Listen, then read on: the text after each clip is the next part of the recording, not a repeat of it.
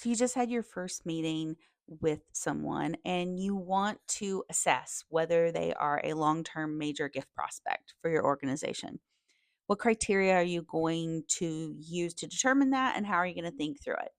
Well, I've got the three things that you need to be thinking about when you are assessing whether someone's a major gift prospect.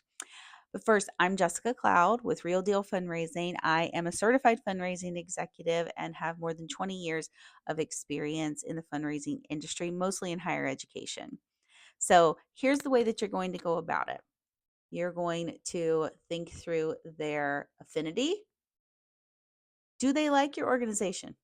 Do they have a passion for your cause? When you were talking, did they give you examples of how they connect to that? Did they tell you a story about when they were in college or something that a professor or faculty member did for them and it helped propel them in the right direction of their career? Do they have a story that is pulling them to you or shared values that they mentioned during your visit? If the answer is yes, you can move on to propensity. Are they a generous person in general, not specifically to your organization or to those causes? But did they mention other organizations that say that they support? Are they on the board of any other organization?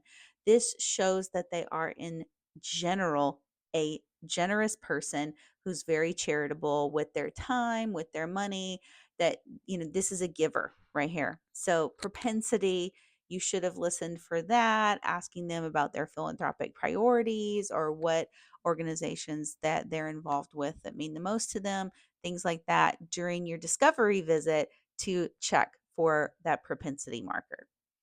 The third is capacity. So, are they mentioning, do they live in an affluent area?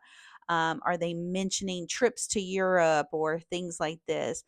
This can be really tricky because there are some donors out there, especially to certain organizations, that they are very modest. They don't have lavish cars or live in, crazy, large, or amazing houses. So you really have to listen to subtleties in the conversation there to assess for capacity. And some people are so wealthy, they're very good at hiding it with things like wealth ratings. So you would actually have to meet them to assess it. So you're not going to get it through like a screening or anything like that.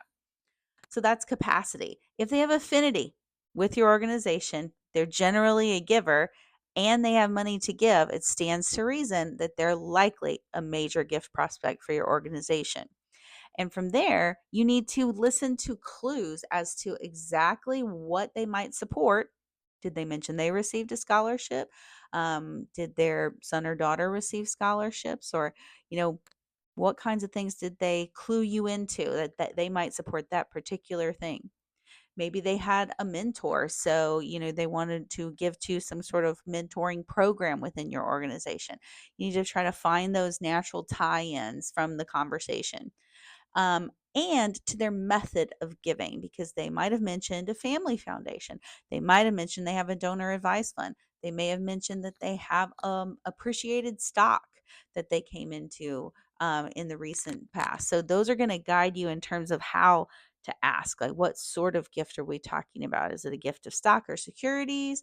Is it going to be a planned gift?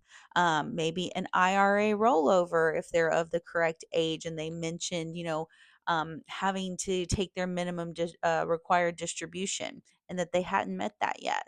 So there's a lot of different directions you can go if you're listening for the right clues. So you're listening for affinity, propensity, and capacity.